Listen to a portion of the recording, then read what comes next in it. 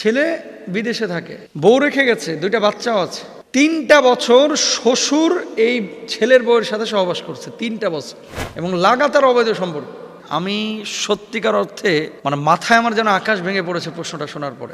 আমাদের বাংলাদেশে এই ধরনের প্রবলেমগুলো গোপনে, আড়ালে, প্রকাশ্যে, জেনে না জেনে অহরহ হচ্ছে। মোহতারাম, আমার নাতনির বয়স 13 বছর। আমার বাড়িতে যখন বেড়াইতে আসে নাতনি আমার সাথে ঘুমাইতে চায়। তো 13 বছরের মেয়ে নাতনি এই নানার সাথে ঘুমাইতে পারবে কিনা, মারাত্মক প্রশ্ন। কিন্তু অনেক সময় নাতিরা নাতনিরা নানির সাথে ঘুমাইতে চায়, নানার সাথে ঘুমাইতে চায়। এখন একজন মেয়ে 13 বছরে তো প্রাপ্তবয়স্ক হয়ে যায়, এখন সেই মেয়ে এই নানার সাথে ঘুমাইতে পারবে কিনা। রাসূল আকরাম সাল্লাল্লাহু আলাইহি ওয়াসাল্লাম কি বলছেন তার আগে একটা হাদিস আপনারা শোনেন। নাতনি যেহেতু প্রাপ্তবয়স্ক হয়ে গেছে, নানার সাথে ঘুমাইতে পারবে না। আল্লাহ রাসূল সাল্লাল্লাহু আলাইহি ওয়াসাল্লাম বয়ঃসন্ধির নিকটবর্তী হওয়ার পর আলাদা ঘুমানো আবশ্যক এ কথা বলে গেছেন। একই সাথে একই বিছানায় ঘুমানোটাও নাজায়েজ, তবে এক মহিলা আর এক মহিলার সাথে একই বিছানায় ঘুমাতে পারবে। নাতনি নানির সাথে ঘুমাইতে পারবে, নাতি নানির সাথে ঘুমাবে না, নাতনি নানার সাথে ঘুমাবে না। যখন প্রাপ্তবয়স্ক হয়ে যাবে, 2জন পুরুষ একসাথে একই বিছানায় ঘুমাতে পারবে যদি সতর ঢাকা থাকে। দেখেন রাসূল সাল্লাল্লাহু আলাইহি ওয়াসাল্লাম এই জন্য একটা হাদিসে বলেছেন, আমরা এই শীতকালে কি করি, 2 বন্ধু যখন এক বিছানায় ঘুমায়, ধরেন কক্সবাজার ঘুরতে গেছে, এক কম্বলের নিচে অনেকে ঘুমায়, করবেন না এটা। রাসূল সাল্লাল্লাহু আলাইহি ওয়াসাল্লামের ভাষ্য হচ্ছে স্বজাতীয়, 2জন পুরুষও যদি এক বিছানায় ঘুমায় তাহলে যেন 2টা কম্বল নিয়ে ঘুমায়। ধরেন এক বিছানায় 3জন পুরুষ ঘুমাচ্ছে, 3টা কম্বল নিয়ে যেন ঘুমায়। এটা আমরা মারাত্মক ভুলটা করি অনেকেই। দোস্ত আর আমার ক্লাস ফ্রেন্ড এই এক কম্বলের নিচে ঢুইকে এরা কোলবালিশ বানায় শুয়ে রয়েছে জড়ায় ধরে। না, মেয়েরা এই কাজগুলো বেশি করে, বিশেষ করে কাজিন, খালাতো বোন, 2জনই প্রাপ্তবয়স্ক, বিয়ের বয়স হয়ে গেছে, ওরে বাবারে বাবারে এমনভাবে জড়ায় যেন 2টা সাপ পেঁচা রয়েছে। এরকম যদি হয়ে থাকে হারাম, করবেন না। 2 নারী এক বিছানায় ঘুমাইতে পারে, কোনো সমস্যা নেই, তবে 2জনকে আলাদা আলাদা কম্বল নিতে হবে, চাদর নিতে হবে, ওড়না খেয়াল রাখতে হবে, নিজের লজ্জাস্থান ঢেকে রাখার চেষ্টা করতে হবে। তোমারা পাস जो चीज़ है मेरा पास वही चीज़ है, शर्म की कोई बात नहीं है। তোমার কাছে যা আছে আমার কাছে তো তাই আছে, শরমের কি আছে, খোলো। এরকম চিন্তা চেতনা যদি থাকে আপনি কবিরা গুনাহ করবেন, হারাম, এগুলো করা যাবে না। কি বলছেন আল্লাহ নবী সাল্লাল্লাহু আলাইহি ওয়াসাল্লাম? এরপরে দেখেন, মুরু আওলাদাকুম বিসসালাতি ওয়া হুম আবনাউ 7 সিনিন ওয়াদরিবুহুম আলাইহা ওয়া হুম আবনাউ 10 ওয়া ফাররিকু বাইনাহুম ফিল মাদাজি'। দেখেন আল্লাহ রাসূল হাদিস, ওয়া ফাররিকু বাইনাহুম ফিল মাদাজি'। 7 বছর যখন হলো নামাজের আদেশ দাও, 10 বছরে দরকার হয় মারো নামাজের জন্য, এবং এই নামাজ যখন তার উপরে ফরজ হয়ে গেল সাথে সাথে বিছানাটা আলাদা করে দাও। অনেক যুবকরা আছে বয়স 14 বছর, 15 বছর, 16 বছর, মার গলা ধরে শুয়ে থাকে।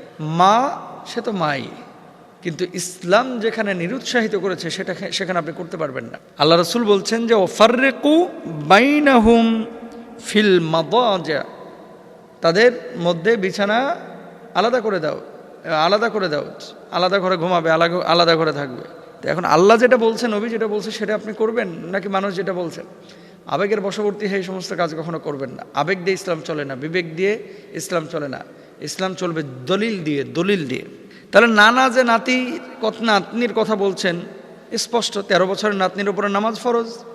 তাহলে নাতনি ওই নানার সাথে ঘুমাইতে পারবে না, নাতনি ওই নানার সাথে ঘুমাইতে পারবে না। কি বলবো, 5-6 দিন আগে আমার কাছে একটা ফোন এসেছে। আমি সত্যিকার অর্থে মাথায় আমার যেন আকাশ ভেঙে পড়েছে প্রশ্নটা শোনার পরে। ছেলে বিদেশে থাকে, বউ রেখে গেছে, 2টা বাচ্চাও আছে। 3টা বছর শ্বশুর এই ছেলের বউয়ের সাথে সহবাস করছে, 3টা বছর, এবং লাগাতার অবৈধ সম্পর্ক। এই ভদ্রলোক আমার ফোন দিয়েছে, হুজুর আমার বাপ তো মারা গিয়েছে, এখন আমার আব্বা মারা গিয়েছে, কিন্তু আমার বউ স্বীকার করছে আমার কাছে যে 1 দিন 2 দিন না, 3 বছর যখন ইচ্ছা হয়েছে তখনই তার সাথে শারীরিক মিলন করেছে। কার? ছেলের বউয়ের সাথে। বাপ, কোথায় যাচ্ছে সমাজ? এখন এই ছেলে আমাকে প্রশ্ন করতেছে যে হুজুর এই স্ত্রী আমার জন্য জায়েজ হবে কিনা। 2 নম্বর বিষয় হচ্ছে আমার বাপ, তিনি যে কবরে গেছে, মাপ পাবে কিনা। আমি বললাম আপনি কি আপনার বাপকে মাফ করেছেন? হুজুর আব্বা তো মরে গেছে, জীবিত থাকলে সেনা গ্যাঞ্জাম করতাম। আমার হুজুর ভাল লাগে না কোনো কিছু, সারাক্ষণ মনটা বিষণ্ণ হয়ে থাকে। কথাটা বলার উদ্দেশ্য, মাহরাম গায়রে মাহরামের বিষয়টা যদি আপনি ফলো না করেন, শ্বশুর শাশুড়ি এদের সামনে একবার উন্মুক্ত হয়ে চলবেন না, একটু কনজারভেটিভ লাইফ লিড করবেন, ঢেকে চলে যখন দেখবেন যে আপনার শ্বশুরের বা শাশুড়ির নজর খারাপ, যদি তাদের সামনে যাওয়া যায়, কিন্তু নিজের সেফটি, নিজের সিকিউরিটি এটা আপনাকে মেনটেন করতে হবে। আর শ্বশুর যখন 3টা বছর তার সাথে এই ধরনের অবৈধ রিলেশনশিপে জড়াইলো, কেন ওই বৌমা শ্বশুরকে বাধা দিল না? তার মানে তারও মানে চরিত্রের মধ্যে ঝামেলা আছে। কেন তার স্বামীকে বললো না যে তোমার বাপের নজর খারাপ? এটা বলতে পারতো, তাহলে তো দুইজনে গুনাহ থেকে বেঁচে যেত। কেন বলে নাই? আমাদের বাংলাদেশে এই ধরনের প্রবলেমগুলো গোপনে, আড়ালে, প্রকাশ্যে, জেনে না জেনে অহরহ হচ্ছে। আর মানুষের তো একটা শারীরিক চাহিদা আছেই। বৈধভাবে, বৈধ জায়গায়, বৈধ স্থানে এটা তো আপনি করতে পারেন। অবৈধ জায়গায়, বিশেষ করে প্রবাসী ভাইয়েরা যারা এরকম বউ বাড়িতে রেখে যান, আপনাকে আগেই বলবো যে আপনি আপনার বউয়ের নিরাপত্তাটা নিশ্চিত করেন, নিরাপত্তা নিশ্চিত করেন। আল্লাহ তাআলা আমাদের সবাইকে বুঝে বুঝে আমল করার তৌফিক দান করুন। মোহতারাম, অনেকে দেখি পানি পানের সময় বলে থাকে যে গোফে যদি পানি স্পর্শ করে এই পানি খাওয়া নাকি হারাম হয়ে যায়।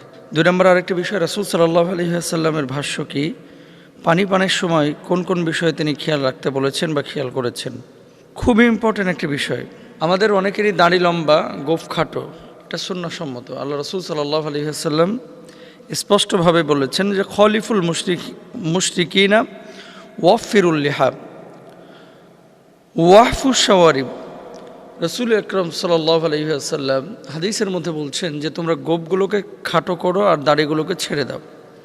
প্রশ্নকর্তা যে ভাই প্রশ্নটি পাঠিয়েছেন ডেমরা থেকে, উনি যে বিষয়টি এখানে উল্লেখ করেছেন যে পানি পান যখন আমরা গ্লাসে করি, 2টো প্রবলেম কিন্তু অনেকের হয়। একে তো হচ্ছে গোফে পানি লাগে, পান করা পানি। 2 নম্বর হচ্ছে নিঃশ্বাসটা এই পানির মধ্যে পড়ে। এখানে 2টো বিষয়, একটা হচ্ছে বৈজ্ঞানিক আর একটা হচ্ছে রাসূল আকরাম সাল্লাল্লাহু আলাইহি ওয়াসাল্লামের সুন্নাহ ভিত্তিক। আল্লাহ রাসূল সাল্লাল্লাহু আলাইহি ওয়াসাল্লাম যখন পানি পান করতেন, কিছু আদব তিনি আমাদেরকে শিখিয়ে গেছেন যে এইভাবে পানি পান করতে হয়। নাক দিয়ে যে আমরা ছাড়ি, এটা কি ছাড়ি? Carbon die oxide. আর আমরা বাইরে থেকে যে গ্রহণ করি সেটা কি? অক্সিজেন। আপনারা সকলেই জানেন যে কার্বন ডাই অক্সাইড বা মুখ থেকে আমাদের নির্গত থুথু, কার্বন ডাই অক্সাইড, নিঃশ্বাস, শ্বাস, এগুলোর সাথে কিন্তু জীবাণু সম্পৃক্ত থাকে। বিজ্ঞান বলছে কেউ যখন পানি পান করে আর ওই গ্লাসের মধ্যে যখন কেউ নিঃশ্বাস ছাড়ে, মানে যেই পানি পান করবে ওই পানির ওপরেই যদি কেউ নিঃশ্বাস ছাড়ে, তাহলে এটার সাথে জার্ম বা জীবাণু সম্পৃক্ত হয়ে যায়। আর জীবাণু যখন কারো সম্পৃক্ত হয়ে যায়, তখন এটা পানি পান করলে ওই পানিটা শরীরের জন্য কখনো কখনো ক্ষতির কারণ হয়ে দাঁড়ায়। 2 নম্বর, দেখবেন অনেক মানুষ কিন্তু খুব ঠান্ডা পানি পান করতে পছন্দ করে, কি শীত কি গরম, খালি বরফ শীতল পানি পান করতে পছন্দ করে। এটাও আপনার শরীরের জন্য ক্ষতিকর।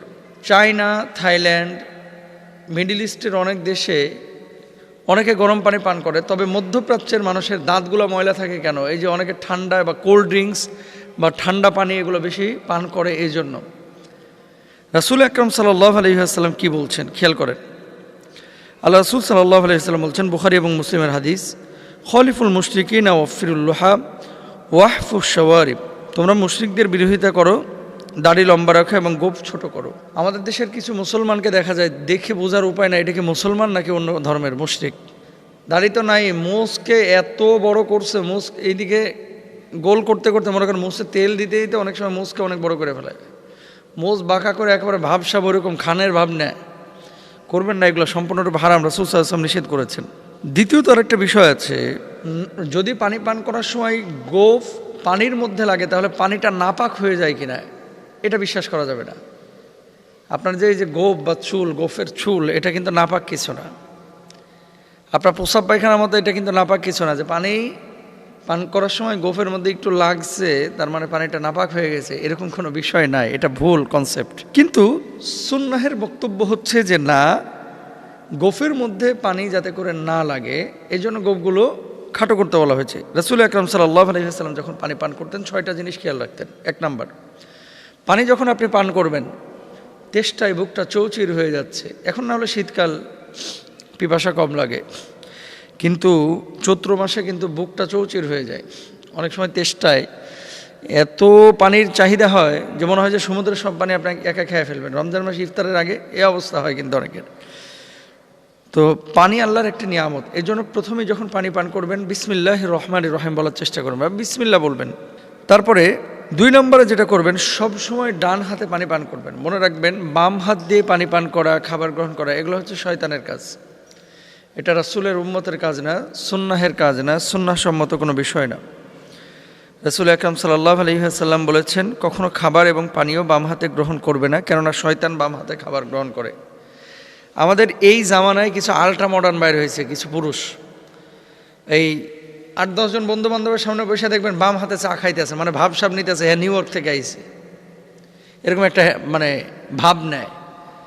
বাম হাতে পানি পান করে, বাম হাতে সিগারেট, মানে এটাকে ফ্যাশন মনে করে। চা খাইতেছে রাস্তার দ্বারা দাঁড়ায় দাঁড়া বাম হাতে। শয়তানের কাজ, এগুলো শয়তানের ভাই। কারণ আমার কথা না তো, রাসূল সাল্লাল্লাহু আলাইহি ওয়াসাল্লাম বলছে যে শয়তান বাম হাতে খাবার গ্রহণ করে।